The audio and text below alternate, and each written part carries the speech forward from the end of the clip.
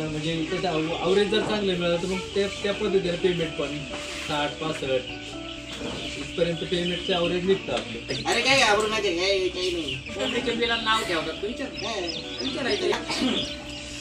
आता हे पक्षी लहान असतात त्यावेळेस हवे अशा प्रकारचं खाते.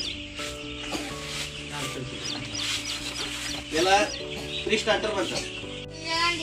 हे बिग फिगर आहे, हे छोटे ड्रिंकर आहे, हे लहान